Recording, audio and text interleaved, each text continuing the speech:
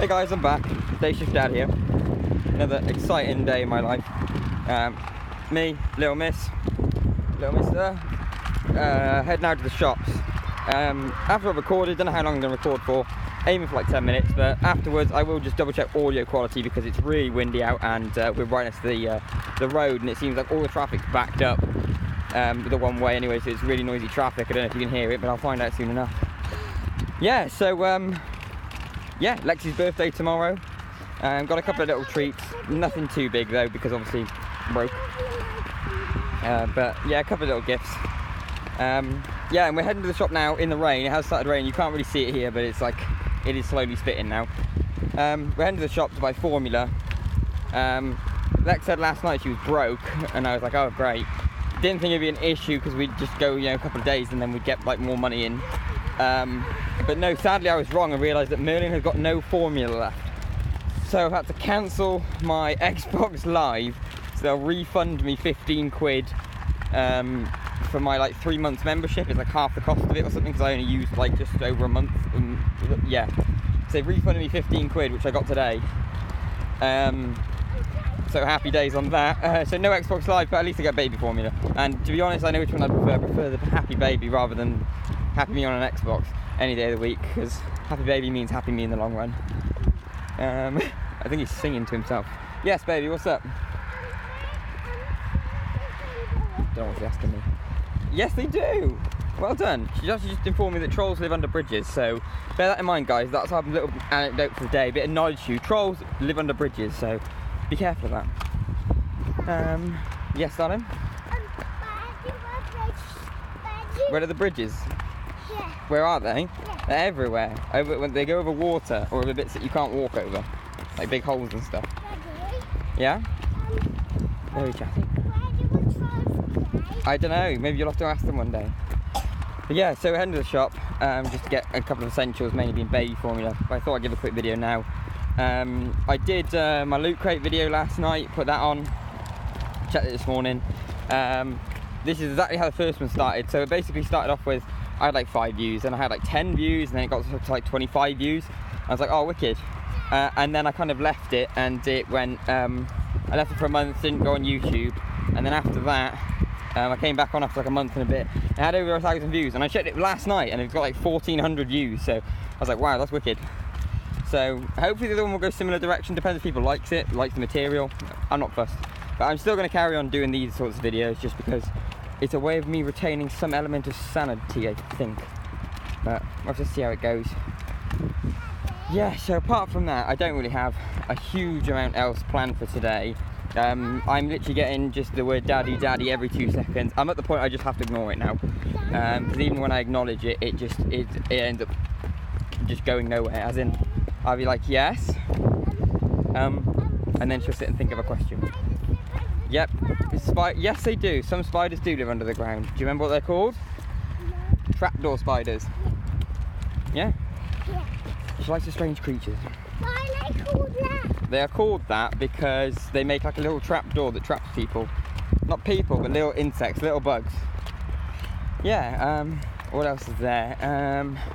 Yeah, I'm kind of working on putting a longer video together for my nerdy D&D stuff. Just so I can... just so that I can have like a more comprehensive video, a bit of an explanation behind what D&D is, kind of sorting out the truth from the presumed, I would put it, like the fact and the fiction side of it from an outsider's point of view.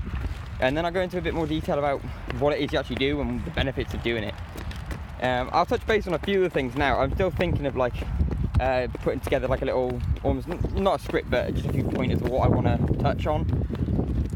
But one of the main things is I personally find it, because I struggle with anxiety. I'm good at talking to people, but the problem is I don't like getting in that first situation when I have to meet somebody to talk to them. And now more than ever, like I've gone a lot more inwards rather than going out and meeting new people. I just prefer my comforts, and my anxiety got quite bad. But it's dramatically helped me in that sort of sense. I've always loved sort of games like that where you can just lose yourself in whatever game it may be, an Xbox game, like, you know, Halo, things like that, where a good story. And I found I really liked D&D. I'd played it once when I was about 14 for a couple of weeks with some friends. and then it kind of died off from there because they weren't as into it as I was and we weren't playing it properly. But yeah, I'll do a much more comprehensive video of the explanation and get that on just so that it's out there. Yeah, I've got the new camera to show you guys. I still haven't got it, well, I'm not gonna say I haven't got it working yet. I haven't really attempted. I've turned it on, I tried it out. It's actually really good. It come with a mount setup, brackets so you can put it on like bikes, scooters, pushchairs. And it also came with a fully waterproof case, which is good. But the audio quality, I don't know how that's gonna transfer, so I may need to have to get like a small mic or something if I'm gonna use it. But I'm not 100% sure. The main reason I've got it for is obviously because I want to have a mess around with it and it'll be fun, but it was like £30 and it's going to be a really good dash cam for like Lexi's car, so that if anything does happen, you should be covered, like nothing bad should happen. And it's got like an impact thing in it, so that if an impact happens to the camera and it's on standby mode, it will actually start recording. So it will record immediately, like within a second it says, of after an impact happens. Which is obviously handy if you get to put your camera on, you can at least capture what's happened like directly after it. But yeah, so we'll walk up to the shop. We're at the big roundabout now. It's more likely going to get really noisy. And I'm just trying to burn off some of their energy, and it's also good to get some fresh air. But what I'll do is I'll get across all this road and then I'll start recording again. So I'll catch you in a minute. I'm back. We've actually been across the road and to the shop, got all the shopping done before I resumed recording. She just fell over, but she's alright. You're okay, aren't you? Yeah, a little tremble. Hey! Yeah, the traffic's fairly loud next to us, but hopefully it won't be too bad. And while I was going into the shop and walking through the car park, I remembered something that happened to me the other day. So, I left Tesco's with the kids and with Lexi after buying a few things. And as we get back to our car, we're parked in one of the parent and child spots, and this small car came in like as we're heading to our vehicle, and it swings into a spot which was quite tight, and it like scraped the entire down 2 panels of this Passat. And then the guy tried reversing, and he pulls out the space he just scraped along this Passat, and he lines up to drive off, and I jump in front of his car, and I told him to roll down his window. I was like, do you want to pull back into that space, mate? And he was like, I'm really sorry for hitting your car. That is your car. And I was like, I think you better pull into that space. I'm not going to let you drive off. And he goes, okay, yeah. And then he pulled into the space, and then when he rolled down the window, he actually opened the passenger side door, leant over. He was only young, like early to mid-20s. And he goes, I'm really sorry. And I was like, look, it's not my car, but I'm not going to let you just drive away and let that happen. And he was like, oh. And then he kind of realised that I was like nothing to do with it, but I watched it happen. And fair play, the people that were parked directly behind him got their phones out straight away and started recording, and went over and took pictures of the damage for this guy because we didn't know where the owner of the Passat was. In all fairness, the guy who parked the Passat parked like a tool. He parked with his back wheel on the white line and his front wheel over into the other space. And so it was like not a huge amount, but it was still over into the other space. So he parked like an idiot, but no offence, like if you'd seen the size of the gap, you wouldn't have attempted it, and no matter what size car you're in, just because you can see a stupid driver, why would you even bother? But yeah, this kid nailed the side of this car. The damage was not good. He literally, so I checked the front of his car, he had probably like a 2-inch by 1-inch high scrape of like 4 lines on the front left side of his car. But literally, like there was this, like a gash went the whole down side of this silver Passat, and it just traded paint with it. So there's a little bit of silver on this little black Corsa thing, and the side of this Passat was just knackered. It was bad. So the guy came out to his car, and I went over and said, excuse me, mate, because I just headed back to Lex to tell her I was going to wait. And I told the kid, I said, look, if you want to go into Tesco's, go now, because they're shutting in 15 minutes, and I'm going to wait by your car until the owner of this Passat comes out. He's like, all right, so he goes in. I go inside. I saw the guy first. He turned up back in his car, and I was like, sorry, mate, just going to let you know, this car next to you just nailed the side of your car. He was like, oh my God, and he started to get a bit like edgy and angry. And I was like, yeah, it wasn't me. I'm parked across from you, and the guy tried to drive away, and I jumped behind the car. And he was like, oh, thank you so much for like not letting him get away and stuff. And I was like, yeah, well, I'm not going to, because no offense, like if that happened to me, I would be well miffed off. Like I'd expect somebody, I'd want somebody to stop a driver that had hit and tried to run from our car. So I had a chat with him, and I said, look, I said, take my number and stuff, take my contact details. He's like, yeah, brilliant. I was like, if you need anything, you know, because I witnessed it, they've got pictures as well, it'll be fine. And then I said, we'll go inside, we'll wait at the entrance to Tesco's and I'll spot out this guy for you. And he goes, no problem. 2 minutes later, we're in the Tesco's. The other couple from the car behind were there. They swapped numbers with him as well. Then they left. And I said, I'll hang around until the kid gets there, just so that I can offer the kid. And I'll say, like, I don't mind giving him my contact information as well, in case it goes any further. And this kid was shaking the whole time. Are you all right back there? There's no moon. No, it's a bit cloudy. Yeah, so this kid was shaking the whole time this had happened. And when I finally got back to the kid, I was like, right, so this is the gentleman you crashed into. I was like, I'm going to shoot off. And I was like, before I go, I was like, well, is this your first accident? He's like, yeah. And I was like, don't worry, mate. And because he didn't quite, I don't think he understood what to do. Because I was like, do you want my contact information then? He goes, why? And I was like, well, what do you mean, why? Like, I've just witnessed you crash into this geezer's car. Surely, you know, it might be wise to have my contact information. He's like, I don't see how it can help. And he started getting really defensive and arsey with me. And I think it's no offence, because the fact I stopped him from getting away, he got really, like, annoyed. And I was like, well, fine then, I'm just going to leave. So I shook the other guy's hand and ended up leaving. And, yeah, the guy texted me back last night and said, hi, it's the owner of the VW Passat. Thank you so much for stopping that person in the car park. Something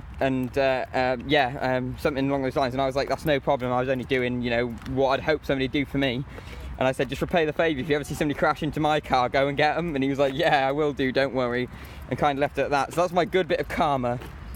It's made that kid's day probably terrible, I get that, but it could have been a lot of a worse situation. Like, you know, it could have gone really bad. Like, if he tried to run, that would have made things 10 times worse. But yeah, so the kid didn't end up getting any of the witness contact information, any of the pictures or anything. He didn't take any himself. So, I don't know. I'm not 100% sure. I've never been in that scenario before, but I'm pretty sure that's a bad idea. Because, no offence, like, to the best of my knowledge, this Passat driver, I'm not saying he would, I don't know the guy, I'm just saying in theory, as Lexi said, you could just go out, do even more damage to your car, claim a lot more money, or like whatever, and then next thing you know, this kid's got to pay out a fortune because he's got no proof of what was caused at the time. And because he doesn't have my like contact info as a witness, the Passat driver could just deny that there was witnesses, and they've got no way of chasing it up now. But no, he seemed like a pretty nice guy, the Passat driver, and the kid, I think he was just annoyed and he was scared. He was shaking, but I can't believe he tried to run. Like, don't worry, I'm no angel, but I wouldn't even do that. Like, if I crash into someone's car, I'm going to be living with that guilt for weeks, thinking that they're going to find me on CCTV and the cops are going to roll around to the house. I'd rather get it sorted and pay out with insurance. Like, as in, not using the insurance, as in, like, I just try and do cash and get it sorted without affecting any sort of no claims and stuff like that. But yeah, so that's my little thing. Oh, there's a doggy. Hello. It's alright, don't worry. It's alright, it's just a doggy. He has got very sharp teeth. Don't worry. Hey, you're alright. Don't worry. So we're having an interaction with a Dalmatian. Right, I'll be back with you guys in a minute. I'm back. Yeah, just had an interaction with a Dalmatian. Everyone was panicking a little bit. She's alright though. It was doing the whole bear and its teeth thing, but almost looked like it was smiling. And she was like, it's sharp teeth, I don't like it. But it's alright, it seemed like a good temperament dog. But yeah, so anyway, that's what happened to me in Tesco's. It was very eventful, and I couldn't believe it went down, especially in front of me. And the kid was trying to run, and I was like, I can't let him go just because if it happened to me, I'd want somebody to stop him, etc. But yeah, so hopefully that'll come back around and repay me in some nice way. Not sure how, but hopefully it does. But yeah, so we've been to the shop, we got the bits we needed. We're heading back home now. It's getting darker. I'm going to make the bottles, get them sorted, they'll get to bed and whatever. And then my mate Toby's coming around for an hour or so, hour or two tonight. We're just going to chill, have a bit of a laugh. Yeah, and that's pretty much it. So until I do my next video, yeah, keep it real, every smile, be happy and all that. Yeah, alright, peace.